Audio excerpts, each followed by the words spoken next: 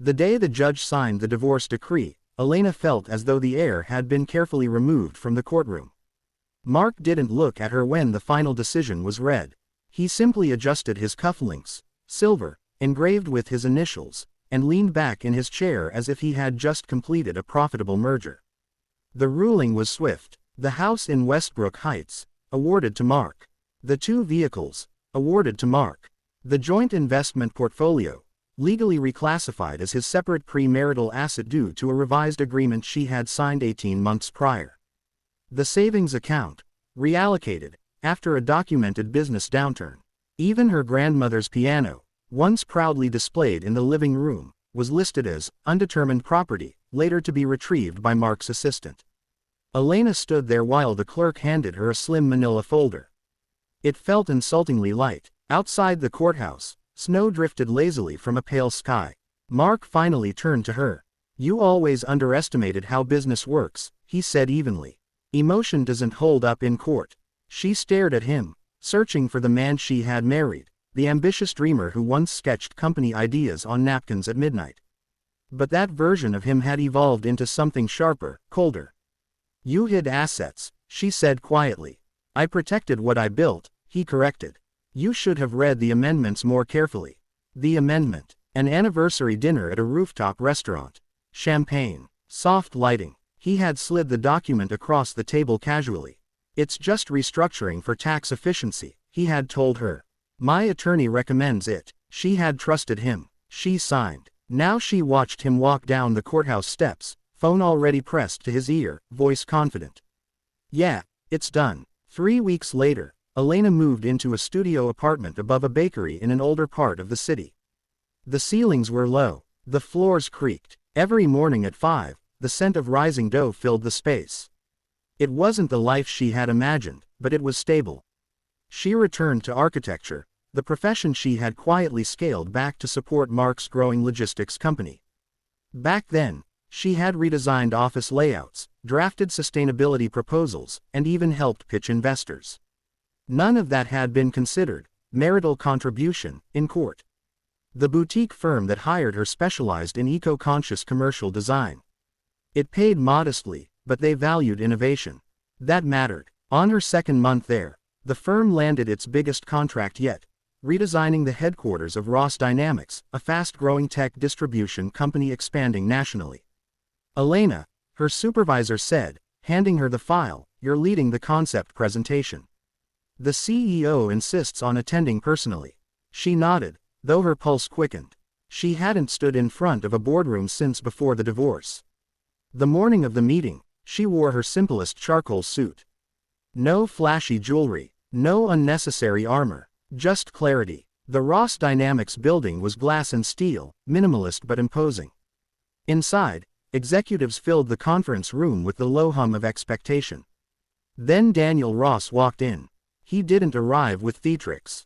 No entourage. No exaggerated confidence. He carried a tablet and a notebook, nodding briefly at his team before taking a seat near the center.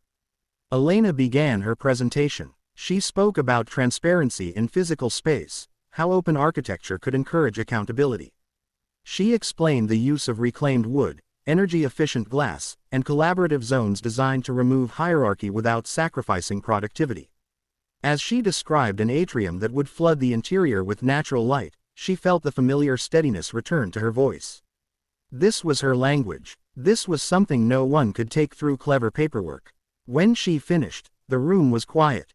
Daniel leaned forward slightly. "You designed the layout so that executive offices are visible from the common floor." "Yes." "Why?" "Because leadership shouldn't operate behind opaque barriers." A subtle murmur passed through the room. He studied the rendering again. "And the materials, locally sourced, reduced carbon footprint by 30%.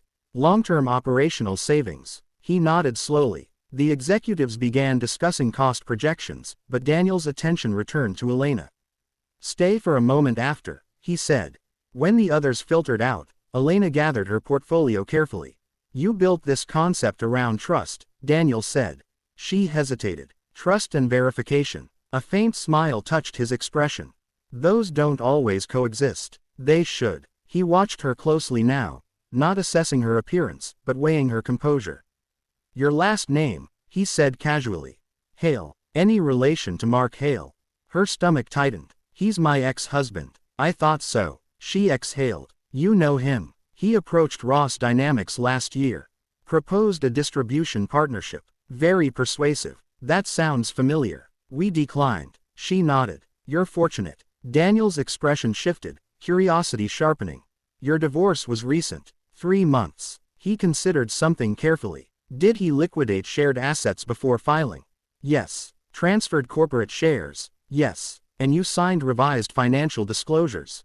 Her voice softened. Yes. Daniel leaned back slowly. Then there's a possibility he made a mistake. She let out a humorless breath. Mark doesn't make mistakes. He plans 3 moves ahead.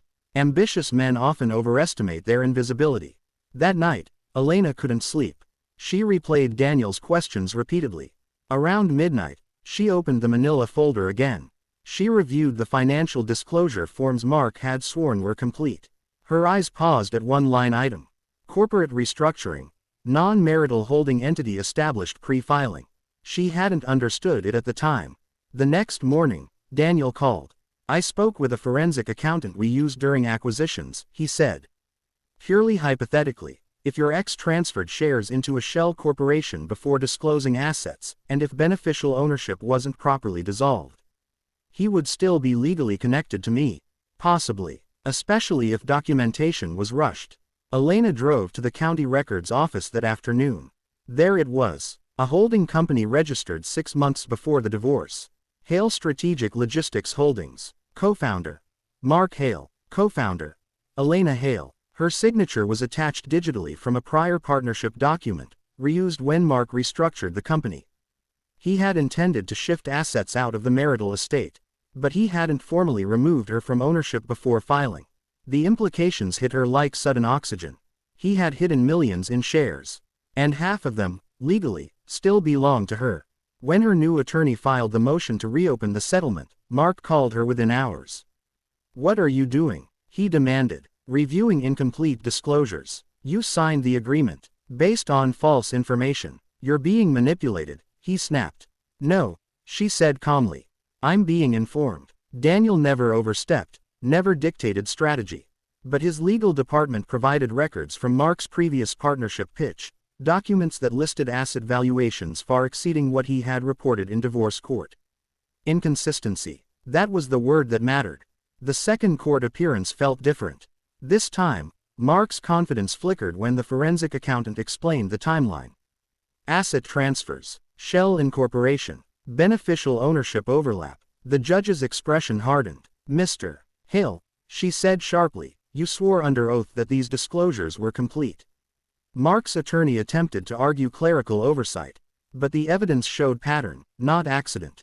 Outside the courtroom during recess, Mark cornered Elena. You're going to destroy both of us, he hissed. She looked at him steadily. No, you did that when you decided I was disposable. The ruling came 2 weeks later.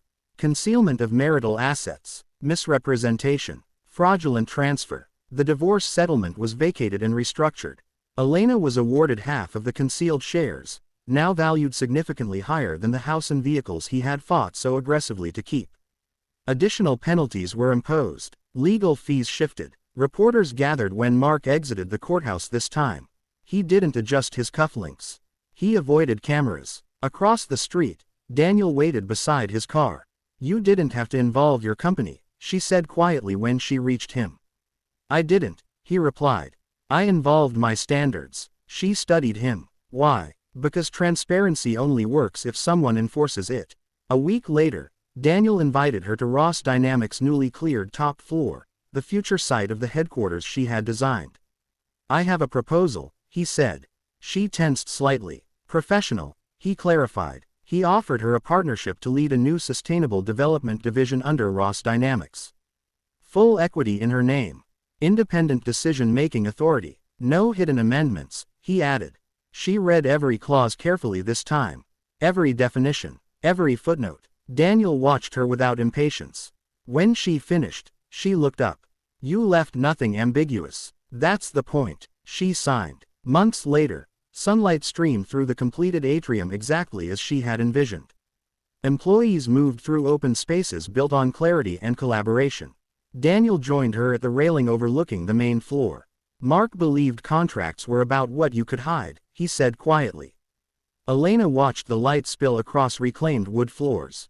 They're about what survives exposure, she replied. She no longer lived above the bakery. She had purchased a new place, not extravagant, but fully hers.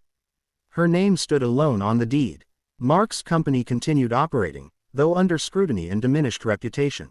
But Elena understood something far more valuable than reclaimed assets. He had taken everything in the divorce. Except the one thing he underestimated. Her awareness. And this time, her name was exactly where it belonged.